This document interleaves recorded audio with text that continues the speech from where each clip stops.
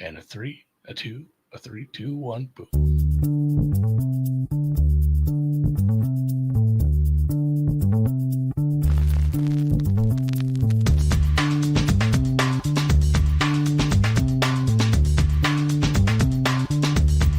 Welcome to the acclaimed podcast, The Deep Dive, featuring your esteemed hosts, Andy Monitor and Drew Dinzik, powered by BetSperts. Welcome to The Deep Dive. Let's talk some Cleveland Browns, Andy. Bear down, Cleveland Browns. Different song. Remember them? Cleveland Yeah, it Browns was had a weird season last year, man. Weird season. Everybody, if you were in this division, you had a weird season last year. Guess what? Yeah. They won 3 awards. They went to the playoffs. They did. They did not win their playoffs game. They did not. I mean, the furthest distance between like people handicapping the Browns preseason and giving them upside to the playoffs and how it actually happened, this has got to be up there with one of like the biggest discrepancies in terms of like their actual, like, what did it actually take? Because most of the conversation around the Browns last year was entirely focused on one man, the quarterback, the guaranteed big boy guaranteed money. And he was coming off of a very, very unimpressive short stint post suspension. And the upside was there clearly for him to return to the great heights of his, the end of his tenure in Houston, that were going to then be paired with an elite defense to launch the Browns, maybe not even just into playoff consideration, but into championship consideration. Like, for sure, it did not take much of a mental gymnastics to say that Watson at his best in Houston, paired with this Cleveland defense on paper last year, was good enough to win a title. And then it all went absolutely sideways with injuries for Watson in the most bizarre sort of back and forth, right and wrong journalism out of the city of Cleveland. It was odd. It was he's hurt, but he's fine. And then it's a different injury. It was like 4 different injuries between the team and the player and the player and the media and the media and the team. He kept coming back, and then it'd be another injury. And long story short, he's been here for a couple of years now.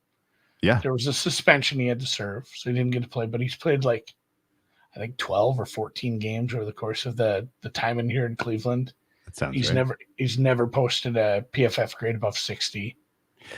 It's Ooh. Never been good. They went and ran out of people, went and got a guy off the couch. And well, that's probably just because the algorithm hates perverts, right? The algorithm does hate him, but honestly, it was, and they love Flacco because Flacco came in and did the unthinkable week after week after week.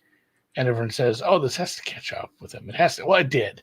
It did in the playoffs. He had 2 pick sixes, I think, and just, a horrific game against a team that you can't have that kind of horrific game in, and they lost by like 30 points to the Houston Texans, which, whatever. It was fun. That's the only interesting. That's the only interesting thing. Or the only way I would be excited to make the playoffs. Like, I always rag on these purgatory teams where it's like, I don't want to make the playoffs and lose in week 1. That's not an exciting season for me. I don't want to ever be in the middle, but it is kind of fun when you do it like they did. Like, I can't hate on that. Like, because your season's fucking over, and then you have this great fun story. That's fun enough where I'm like, well, we didn't get the high draft pick we deserved, but that was a fun little run. I'll take it. Yeah. Would you be surprised to know that the Cleveland Browns led the NFL last year in team offensive turnovers with 37? Even when Flacco did come in and was creating some magic because he is capable of really delivering some deep balls, it was still sloppy. It just didn't bite him in the ass until the playoff game. But it was a very, very strange year overall. We mentioned they won 3 awards. You had clear, in my opinion, best defensive player Myles Garrett win defensive player of the year. You had Kevin Stefanski win his 2nd coach of the year, and you had Joe Flacco win comeback player of the year. I think something that's still a little weird. A little weird. It's okay. The real kind of narrative around Cleveland is they were must-watch TV and they were must-bet games. Like, I think I bet Cleveland games more than any other games all season because when they had an advantage with their defense, particularly their defensive line, you were just like, I don't care who's the Especially at quarterback. home. Here we fucking go. Bad offensive Especially line at home. in Cleveland, they were just going to wreck you. They were just going to wreck you. You were screwed. You had no chance. And then when there were matchups where, say, they were hosting the, Ravens, and everyone in the universe online was trying to decipher the very confusing tweets that sounded like DeShaun Watson was going to call his own number not to play. And then sure enough, it was the DTR surprise game. I don't know that I've ever had more closing line value on a bet in a while. The DTR haters were correct because he was not capable of running effective quarterback play, which is why they went out and tried some additional answers at the quarterback position. And what's funny is that they had Josh Dobbs to start the year, but DTR was so effective in the Hall of Fame game that they were literally like, we could send Dobbs to Arizona. Then Arizona sent Dobbs to Minnesota. But I don't know. I think they would have had a redo once you get to week 3 and you're like, man, I wish we had Dobbs. Instead, we got to send DTR out there. And he did not have a chance to give you any kind of win against the Ravens. Their loss against the Steelers week 2 on Monday night was one of the more bizarre games of the year. They lost kind of convincingly 26-22. Chubb gets hurt in that game. They put up 400 yards of offense in that one, and they still managed to lose because of the turnovers. And I think if you really kind of key on, well, how much did that matter for this team? It mattered a ton. Like, there were games where they were narrow losses. That game at Seattle point, it was a good example. Their loss at the Broncos was a good example. Basically, when this team had 3 or more turnovers, like, it was rough. It was a rough go. And you should have beat the Broncos. You should have beat the Seahawks. You definitely should have beat the Steelers week 2. You maybe shouldn't have beat the Ravens, but you should have been more competitive. And really just being sloppy with the ball was kind of the key in all of those. So go figure.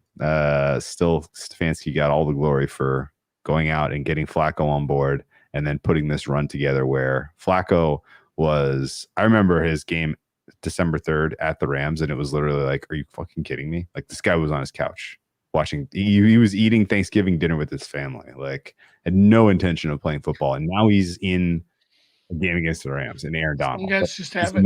This isn't, I was so sure. I was like, this is not going to go well, and bet pretty aggressively Rams in that contest. And honestly, it was close as hell until the very end of that game where Flacco finally made the key mistake. But it was eye-opening, and to the tune of, he actually might have something. And he goes and then wins his last 4 games, which apparently is all you need to clinch comeback player of the year. I have this theory, Andy. You tell me agree, disagree, or who cares. The reason that the awards voting was so tilted Browns this year, or this last year, is explainable. And it is because on Thursday, December 28th, the Jets and the Browns played in primetime. And the Browns were phenomenal. They lit the Jets defense up. Their defense smothered. It was just an ass kicking at the hands of the Browns. And that was kind of the perfect scheduled game where, like, people weren't distracted with stuff for Christmas and New Year's anymore. It was right in the middle, right? And after that, New Year's comes, everybody has more responsibilities. They kind of lose track of the final week of games. And then nobody really cares about the final week of games anyway. And so, like, the last impression I think all of the voters got was that week 17 Thursday night football game, December 28th, where the Browns killed the Jets. And then everybody was like, well, God, you just have to admire what Flacco's doing. You just have to admire what Stefanski's doing. Do you agree with my take? It was a nice win. I don't want to take away from it. It was a nice win, but no, I mean, that checks out, right? It was the sequence. The sequence was just a perfect primetime game. Everybody was paying attention. Everybody had plans that weekend. And we talk about this with every award. Like, how's the end? Can you finish the season strong, or is it like, here's a spot where you lose the MVP award for the 3rd straight year? Jalen Hurts. There's there is scheduling kind of things you need to look at for that, I guess. Yeah. It happened, and sometimes that it's dumb, but sometimes the team just lucks out based on who they play. And obviously, I say like, oh, this team lucked out. They still had to beat a decent defense. Like all things, whatever you want to say about the Jets and what they were doing, like that defense could still play.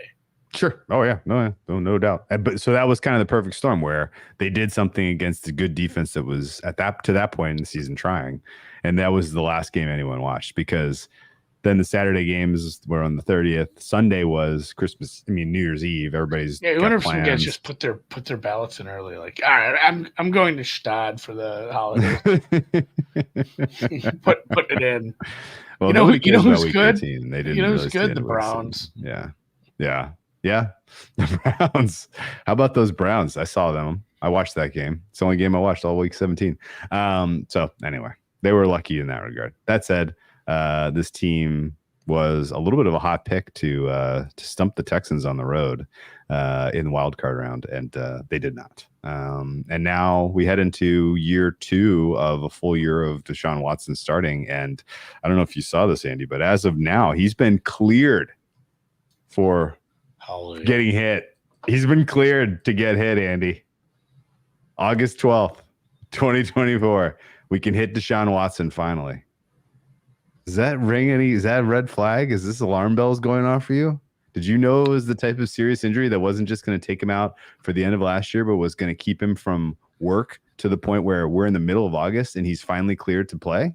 I think he misses a bunch of time again. I think his heart. Right? I think his heart just isn't in it. His body might not be either, and I think anytime he's marginally injured, he's just anti-Stafford at this point. Where Stafford's gonna gut this out and he's gonna play and he's gonna put I'm putting myself in the 6-week IR. I'm out until Christmas.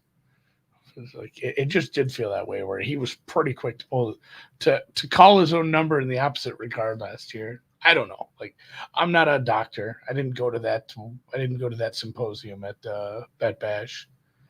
What was the worst name? Like, I get the logic, but they called it like profiting off injuries. Like, don't call it that, Doc. What are we doing, you guys? Step for profit. For profit. Watson started 6 games last year. Flacco 5, DTR 3, PJ Walker started 2, and Jeff Driscoll started 1. Oh my God. 5. That was a big part of the Stefanski thing. Was, we talked about what like LaFleur's case was last year for coach of the year. Oh, he did it with a different quarterback, and I just didn't get enough credit, and they didn't win enough games, especially early. But I mean, you can get a lot of credit for overcoming adversity, and the adversity was having to start DTR in multiple games, having a Jeff Driscoll game. They won a lot of games with a lot of Flacco's like 40. Yeah, and it's not like the Tom Brady 40 that you got when he went to Tampa Bay. It's like you said, guy was off the team, off the league, on the couch, out of everything. So I don't know what they said to him to convince him. I don't know. He was bored, I guess. Okay. So the temperature, your enthusiasm for Watson, you tell me where you were 1 year ago and where you are now. I'm at the same spot where I think he can do it, but until I've seen it, I can't rate him like that. Your distribution still has a big old upside curve, part of the curve. So how far on the curve would be just sitting out? That's what I'm saying. I think. Yeah, I have a big negative tail now and no big positive tail. My negative tail is him just not playing, and it's not. Maybe it's not a super negative for depending what you get, but it probably based on the normal situation you get when you play backups. You don't just bring in a Flacco and it works out. But no, I have it's a skinny tail, but the skinny tail goes on for a while. Where sure, I still think if he's healthy and he's motivated and he's I don't even know what the word is properly. I mean, motivated is a big part of it, but if he's engaged in being the best quarterback he can be, we saw what his ceiling is, and it wasn't that long ago. Okay. Don't know if it happens. I'd be so frustrated if I'm this coaching staff because of what they, you're a coach. You're not managing the salary cap. That's a front office problem. But you know what they spent. Yeah. You know what this roster could look like with maybe somebody else on it. I mean, you know that with average quarterback play for a full year this year, you're competing for the playoffs again. You're talking about division, not I hope we can get a wild card. We're not third choice, we're second choice, right? I mean, it's a totally different paradigm. And yeah, my median is lower than Watson was last year, and my tail is longer to the bad and shorter to the good.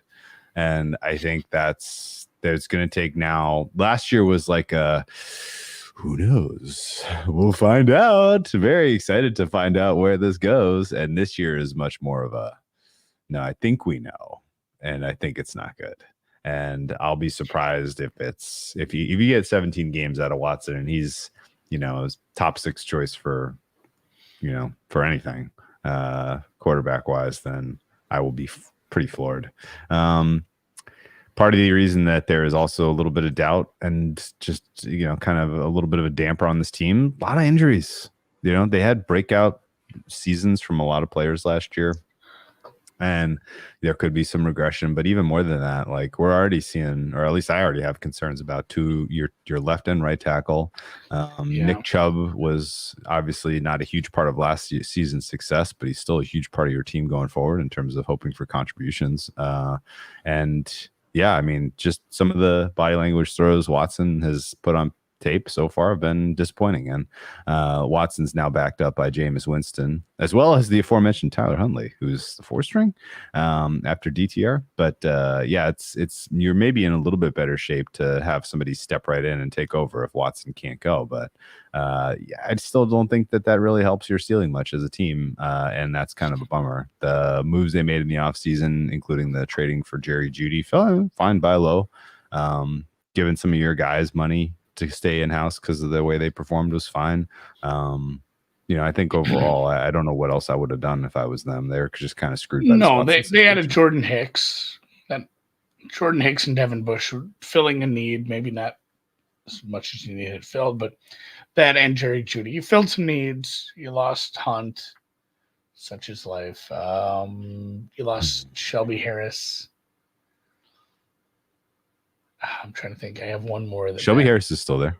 Yeah, no, he did he get hurt? No, I'm gonna double check that. I think that was they did lose him. And there's a couple of these where people have moved on and then come back to this squad. Okay.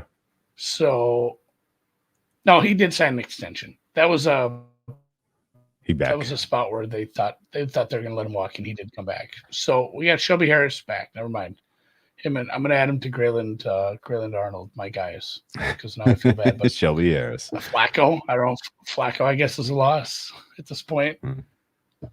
Your draft capital is obviously a little limited, not great because of some of the trades you made. So you added some depth at guard with Zach Zinter, but no, double Z. Pretty status quo, I guess. Yeah, pretty status quo. I think that's a fair way to say it. They the only big move you made was taking a chance on Jerry Jeudy as a guy who is not washed, and we shall see. They were in the mix for the Brandon Ayuk sweepstakes, and he apparently turned down the opportunity to play for Cleveland. That check out to you? Yeah. I mean, just because of the wind in the stadium and getting paid. I don't know. It's not that much different from going to or whatever Heinz is now, Acrisure or something. Yeah, Acrisure. Maybe you just didn't want. Yeah, I just didn't like the vibe there. Interesting. Okay. Well, let's go through our ratings. Again, really, really tough to come up with a number for QBOC. Stefanski, I have plenty of credit. I give him plenty of credit for not, beyond just him being a head coach that can keep a team together. But I like his scheme. I like some of his wrinkles. He brings in Ken Dorsey from the Buffalo Bills formerly. And that group is pretty solid, but Watson is a minus for me. So I'm at 4.5. What about you? Ooh, I went a 4. I thought you might even be lower because of how hard you've been on Watson for 2 years now, but kind of the same reason. I don't need to echo it too much. I think we all know Stefanski is a good game planner. Does really good with plan B, obviously, goes without saying. So I like the scheme. I like the offense. The quarterback is very much lacking. We just haven't seen it. It's been so long since we've seen it, we can't count on it. So Watson is a minus. So I mean, this is where below where I have Indy. This is below where I have New Orleans. Slightly better than Minnesota. It's not a great situation. Yeah, no, we're in lockstep there. Skill group 5.5. Ooh, I'm at 5. Okay, what's giving them better than average at I guess at any position other than whatever Amari Cooper has left? Amari Cooper's good. Jerry, like everybody's just good enough. Like Amari Cooper, Jerry Jeudy, and Elijah Moore probably like Jeudy may be better in the slot at times, but he'll likely be outside. And Elijah Moore in the slot, David Bell, Cedric Tillman, Jamari Thrash. He gets a little weak after that, but Chubb is very good. Njoku is very good. He's a good run blocker. He's a great third option, probably ahead of some of your receivers that I rattled off. Like there's enough there. Here's the thing. I put this number on, and I always harp on this when I'm talking to you because you're like, what do you think of this?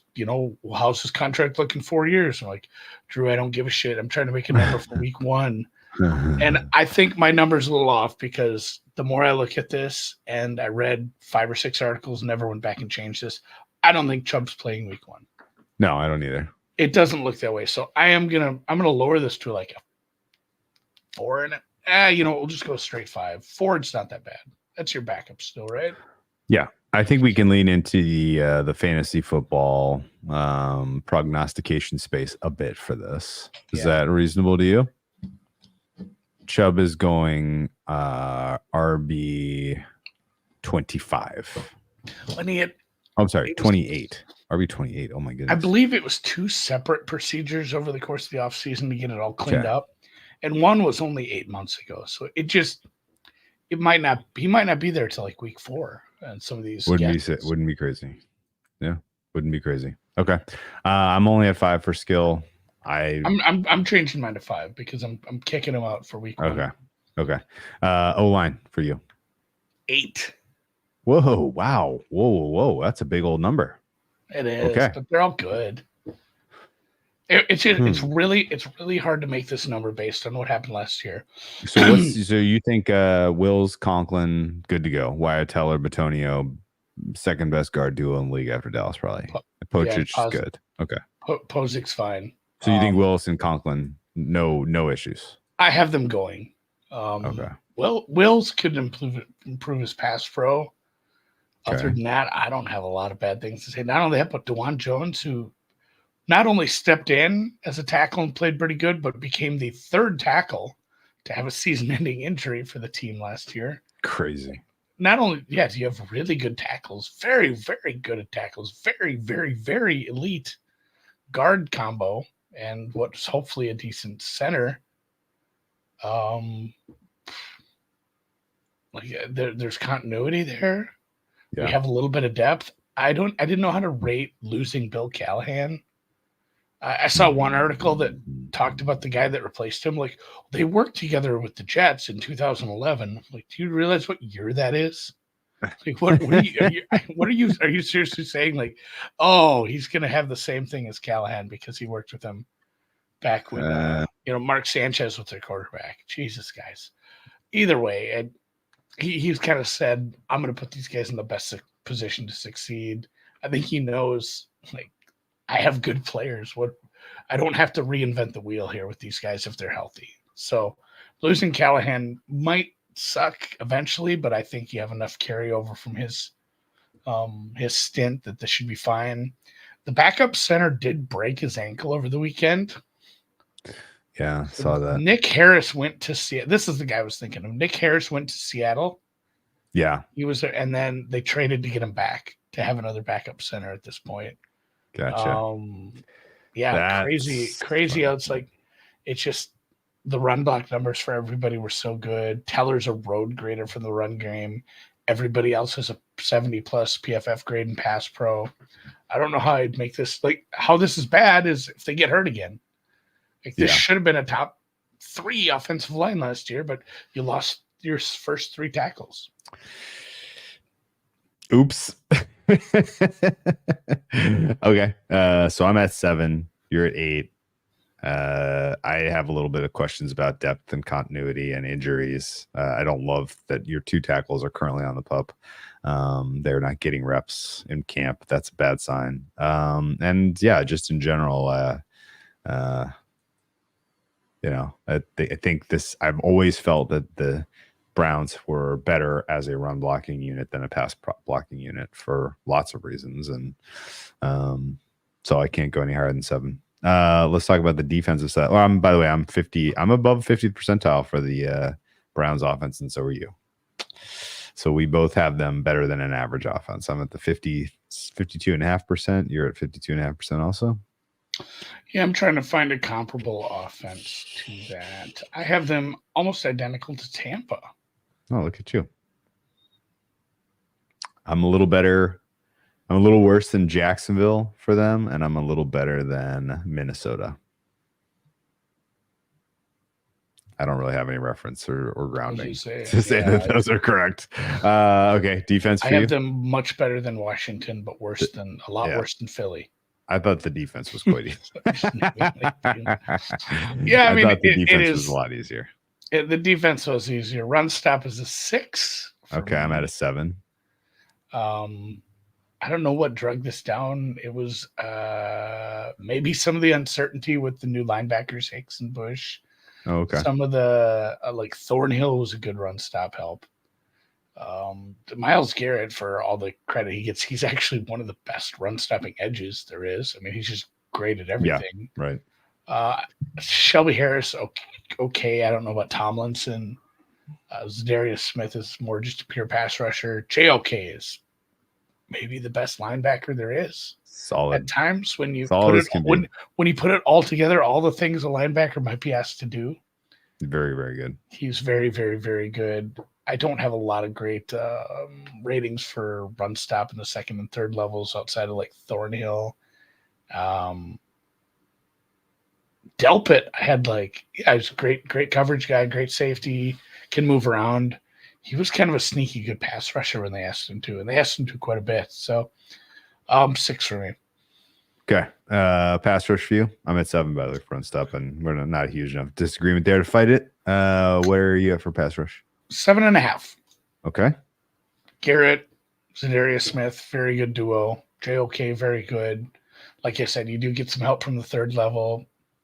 Other than that, actually, Delvin Tomlinson, if healthy and effective, kind of a menace at times from inside with the pass rush. But okay, yeah, very, very good. This is bordering on an 8. Okay, so what is your defense for being lower than the Steelers? Oh, I did have them as an 8, didn't I? Look at that. Yeah. I think maybe linebacker outside of Koromora. Okay. So I ended up with 8, and I'm basically the same between Steelers and Browns on pass rush.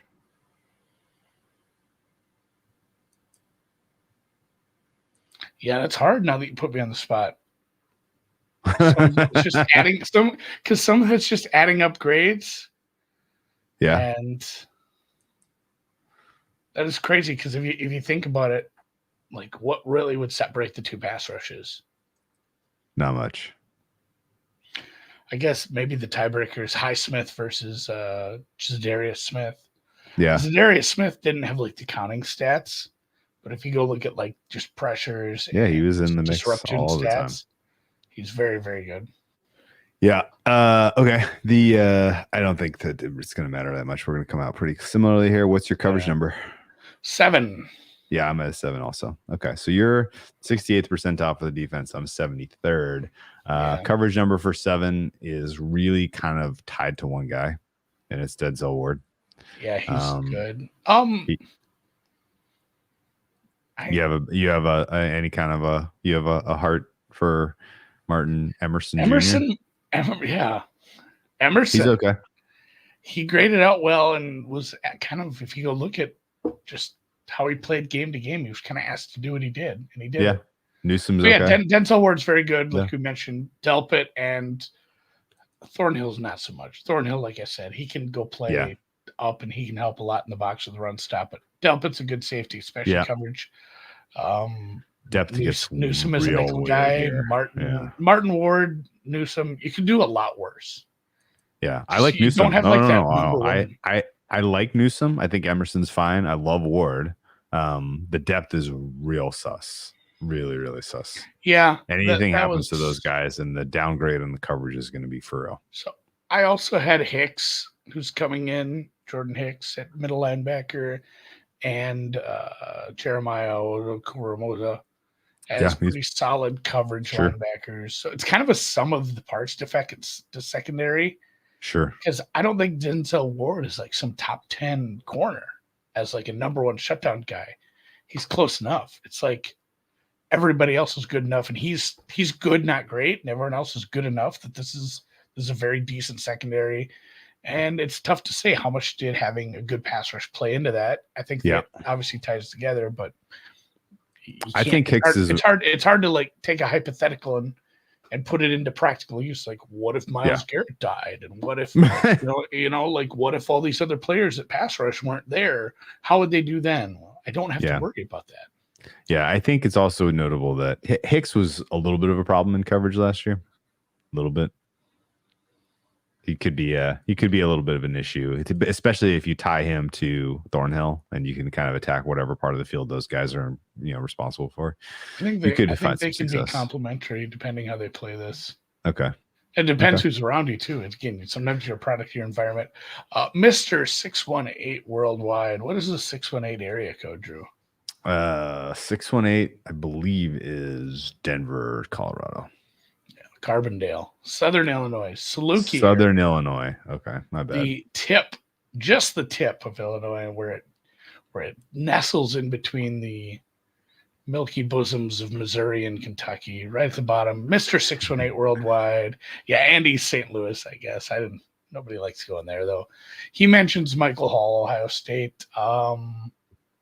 He was one where I don't remember if it was a DUI or if he got in trouble at school. He was one that fell for character issues, and they got a pretty good defensive tackle probably for not as much draft capital as you normally have to spend on that kind of talent. So kind of if he works out, rich get richer. Quentin Jefferson can play too. Obviously it's a very good defensive line already. Yeah. Okay. So I'm at 73rd. Also like Tomlinson and Harris are both in the wrong side of 30. So if he works out as a defensive tackle, that would be pretty stellar. Pretty huge for them. So in total, I'm at 73rd percentile. You're at 68th. That makes this the number 3 defense you've looked at. It makes the number 2 defense for me so far. You have them just better than Pittsburgh. You have them just worse than New England. I'm upgrading the pass rush. That's in my head now. Okay, 8. You going 8? Yeah, I got to just 70th percentile. Okay. Dig it. I'm at 70th percentile. Okay. Special teams is a what? This is a 7. Dustin Hopkins is a 90% plus kicker. Corey Bojaquez. This punting stats are weird, and maybe they don't even really matter, but it's like middle of the pack in net punting. But if you look at the next gen stats, he was 4th in field position over expected, which kind of contextualize like the kind of punt you're asked to put out there. I got a trivia question for you or the chat. They have Nyheim Hines as their kick/punt returner. Oh. He has 4 career return touchdowns, 2 from kicks, 2 from punts. He missed all of last season. Do you remember how he was injured? Are you Googling it? No, you would only ask that if it was something absurd, like he grilled his foot on a George Foreman. Yeah, who was the George Foreman injury? That was somebody, or Dustin Johnson falling down the stairs. Yeah, what was it? Gardening accident. He was jet skiing, and somebody else rammed him with a jet ski. That's and just right. Crushed his knee because they're like, he tore his ACL jet skiing. Like, how do you get a non-contact injury jet skiing? It actually sounds super painful if you talk about like getting rammed by another jet ski. So yeah, missed a whole year with the jet skiing accident. So he made it through. It was in July. He made it through July, so he's through jet ski season. But yeah, it's good. He should be dynamic if he's fully healthy. So a lot of good on special teams. I made that a 7. Intangibles, also 7. I wanted to go higher, but I was already giving Stefanski credit, and it's like, am I really making this better than Pittsburgh's? I'm at 6.5 for intangibles for these guys. There are some things that I think they could clean up, but not a lot. All right. In general, though, pretty damn good team, all told. I have them as a +3. You have them as a what? +3? I'm looking also at +3, -3. First, no, +3. Yeah, 3 points better. 3 points better than average, right? I was looking at a schedule already. Gotcha. 3 points better than average. We're pretty close overall on these guys, and that's not going to be good enough to get you like a head-to-head favorite against the likes of the Houstons of the world or Andy's Atlantas of the world. But it's good enough to get you a favorite against your division rival Pittsburgh Steelers. Okay, let's take a look at the schedule. Is there any indication that they are going to be? No, they don't play Atlanta, so we can't actually do that test for you. Okay, the Cleveland Browns have a imbalanced schedule with the softest portion in the middle. They start hard, it ends hard. Like an Oreo. Soft, creamy middle. What when I look at the start of the season, and you can pick your nits about Dallas, you can pick your nits about Jacksonville. If you win those 2 games, you might be, maybe, should be thinking 5-0 as you get Giants, Raiders, and the Commodores in succession, weeks 3, 4, and 5. Should we start calling them the Commodores? I don't know. The only problem is 4 of your first 6 games are on the road. So your vaunted mighty defense might only really have opportunities to flex against Dallas and New York. And then most of your home games come in a stretch that's a lot trickier against good quarterbacks in Cincinnati, Baltimore, and the Chargers. So, and actually that 4-game stretch in general is just nasty because you go back one more and it's a road game at Philly, where you are at a rest disadvantage. So tough little stretch in the middle there, I guess, in terms of opponent quarterbacks. But you're favored against the Chargers, you're favored against the Saints, Pittsburgh, Denver, real soft through 9 through 13. And then you finish Pittsburgh, KC, Cincy, Miami, and Baltimore. Really those last 4 are where you want to key. So 2 stretches of the season where you play 4 elite quarterbacks in a row. Hurts, Burrow, Lamar, Herbert in weeks 6 through 9. Mahomes, Burrow, Lamar, weeks 15 through 18. I think ultimately, if your defense is healthy and your pass rush is crushing, then you're alive in those games if you have a healthy quarterback yourself. If you are trotting out Jameis Winston, it gets weird.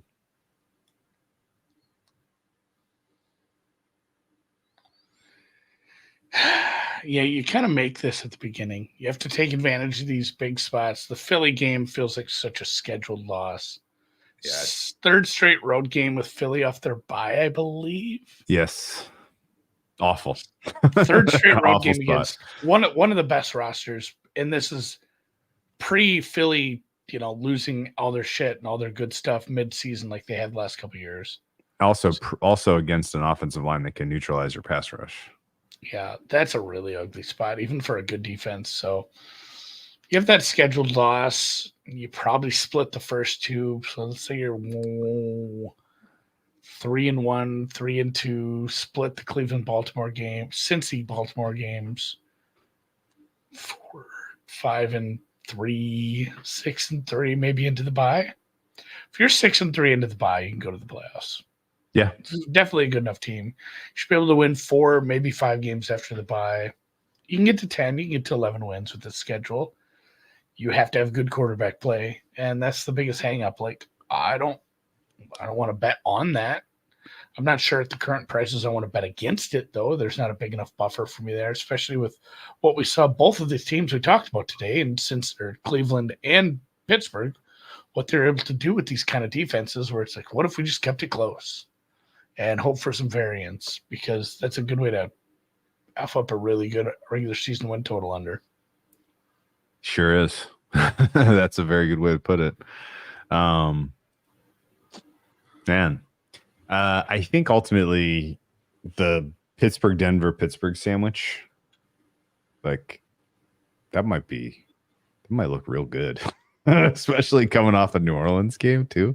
Like, yeah, there's those 4 weirdly like lopsided road game portions at the beginning and the middle there, but you're playing 3 road games, but you're playing teams where you should have an advantage over their offensive lines in the pass rush, and you're playing quarterbacks that aren't that good. So you should have relatively little resistance in that 4-game stretch. So you could presumably lose your last 4 and still make it, I think. Although, losing Miami, the playoffs. It's not how you want to go in the playoffs, but maybe you probably beat Miami, honestly, on Sunday Night Football at home.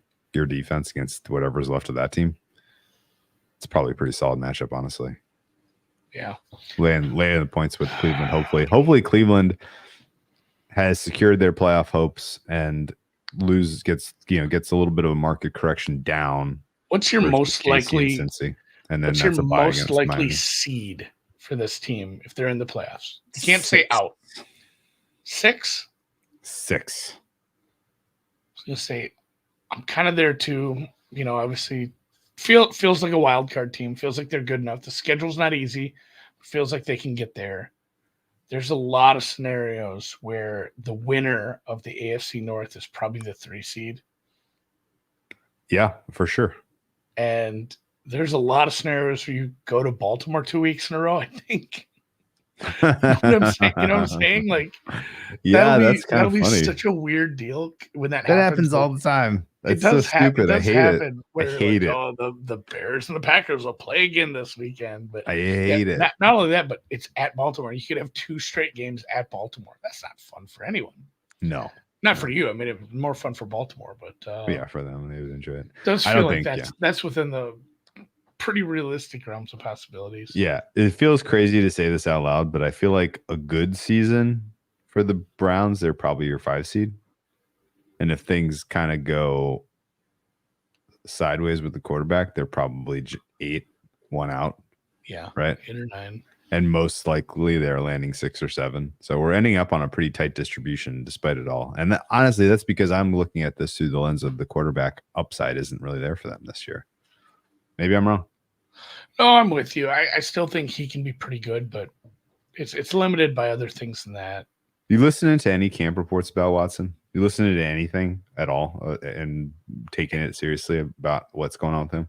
It's sparse because, I mean, you have this with some of the worst accounts on here are the people that are doing counting stats for quarterbacks in camp and like rating them against other quarterbacks. Like he has more touchdowns than this other quarterback on this other team. Cause they're always like comparing like, some guy, they're comparing like a rookie, like this, like Jaden Daniels has more touchdowns in practice than Aaron Rodgers or Josh or even Mahomes. It's always really stupid shit like that where it's so hard to actually take context from anything that happens in camp unless you are like going and watching everything. You almost have to like go there and really get a good feel, or send someone or have someone you really trust that's charting some of this stuff. So much of it is like they're doing situational stuff. They're doing 7-on-7. They're doing, unbalanced. They'll do more players on one side of the ball than the other side sometimes. So much of it is weird situational stuff where it's hard to say like, oh, he threw a pick in practice. Like, was it like egregious, or was it he was in a dumb situation? It wasn't a big deal. So it's hard to like take some of those camp reports and say like, oh, Watson sucks again, or Watson's getting it. I think it's going to be hard to tell because I don't know how much we'll see of him in the preseason. I know I had this, I think last year he played a bit. I was looking at, there's some weird, I was trying to look for like stage of elimination bets for these Browns because I feel like wild card round is a good bet again. So they're going to be on the Watson road. Played. They had like a joint practice last year in the second game. Yeah. So they didn't do like much for starters. It was like DTR first half, Mon second half, no Dobbs even. The first game, they had a really big weather delay, and they ended up just like putting Watson in for a real small portion, maybe 1 or 2 drives. Then it was Dobbs, DPR, Mond. But they do a bit of a dress rehearsal at the end. So Watson played 4 or 5 drives in the final game last year, and then they turned it over to everybody else. So maybe it is worth watching the Browns' final game of the regular season or preseason if they end up doing that again. Okay. Interesting. It is nice when they do a bit of a dress rehearsal and you get a little bit of a feel for the rhythm and how he's playing. Yeah. Miami Browns wildcard elimination parlay. It kind of feels like we got those 2 dead to rights in the wildcard round already. Even if one of them wins a division, it's still live. You're still live, right? Absolutely. Who's our 5th wildcard team? Or our 3rd wildcard team in the AFC going to be? By ratings, it's probably going to be. We should put Kansas City in. We have Buffalo and Miami as a winner in wild card. Yes, Texans. I think by rating, Texans are going to be. I think a lot of people would have the Jets. Jets, yeah. 2 wildcard teams from the AFC East, huh? I think so because I'm gonna go ahead and probably rule out most of the AFC South teams that don't win it. So South is out and West is out. Indy and Jacksonville are close. If one of those were to get the 7, or even Tennessee if that defense plays well, one of those getting the 7 can happen. But like a bunch of teams are just out. Like New England out. Vegas out. Probably even the Chargers. Broncos very out. It just takes so many things for those guys to make it. So it does feel like the Jets are probably your most likely addition to the wild cards. You have a Miami, Browns, Jets. Okay. Wow. Real static. That's pretty chalky. Oh, we didn't mention the Bengals. Oh, yeah, the Bengals. We haven't got to them yesterday. I think they're just they've kind of disappeared out of our mind because we haven't got the full season of Burrow for a bit here. Yeah, it's true. I mean, spoiler alert, I'm going to have the Bengals as the AFC North #1 team. Even though I'm a little disappointed by their defense. I think the attrition on the Ravens is meaningful. We'll see. Betting, anything else before we call it a Cleveland night? I guess it's worth mentioning since they are the awards darlings. You have any interest in Stefanski Coach of the Year? Oh, God, no. Sack leader Myles Garrett is plus 450. DPOI for Garrett to repeat is pretty short. No realistic expectation that Garrett is your second choice for DPOI after Parsons and before Bosa and before Watt. No, I don't think anyone in their right mind is sniffing around DeShaun Watson MVP, which is 70-1 now. No OPOI candidates, no defensive or offensive rookie of the year candidates. Yeah. The what was the price for Stefanski? Stefanski 65-1 to win Coach of the Year back-to-back years. Probably not happening. Chubb, comeback player of the year, 12-1. Is this just the Browns award? There's too many good quarterbacks to compete with. You got 3 good quarterbacks to compete with there. That's tough for anyone who's not a signal caller, I think. Yeah. Did you know that DeShaun Watson is shorter for comeback player of the year than Nick Chubb is? I mean, time heals all wounds. And that sucks because you're talking about probable sexual assault. I don't want to minimize that, but like eventually voters forget about that stuff. And if he does want to have like one good year, it's crazy. But like the further out we get from those allegations, the more likely it happens. If he has a really good year, he'll get talked about. Man, there's gonna be some people who are like, I'm not fucking voting for this creep. Yeah, for sure. The Browns to make the playoffs, yes, is plus money, plus 154. No is minus 195.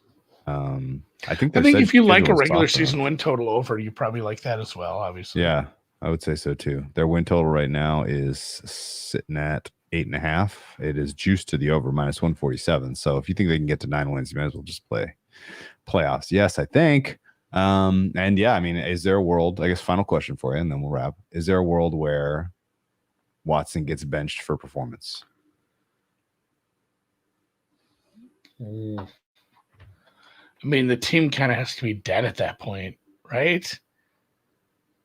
Although, I don't know, maybe you have it in the back of the head, like I did it with whoever last year, I can do it again.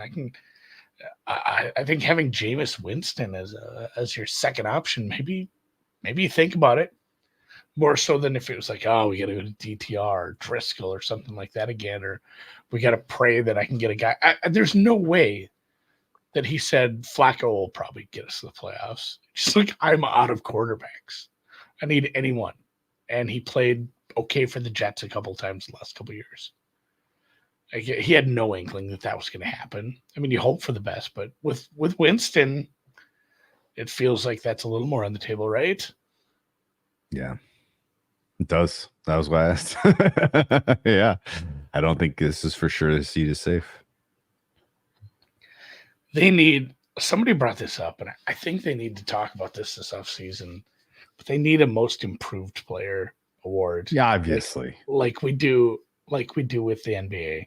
That's a better award than comeback. Well, and like people want to give it to improved players, so they've force fed it into comeback. Like Gino, that's what that award was made for. Gino, a couple years. Even like Baker should have won it then. For sure, it should have been Baker last year, based on like how he's looked. Yeah. No, whatever. Whatever. All right, let's wrap. Good job.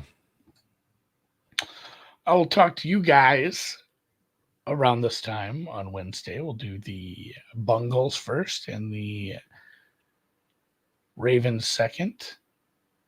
We'll do 2 more divisions after that. We'll start getting into actual betting on the NFL. If you listen to this in podcast form, enjoy your Wednesday or whenever it is where you're at. Hit the thumbs up the stream. Like, subscribe, rate, review, retweet, thumbs up, and get excited. It's almost a season.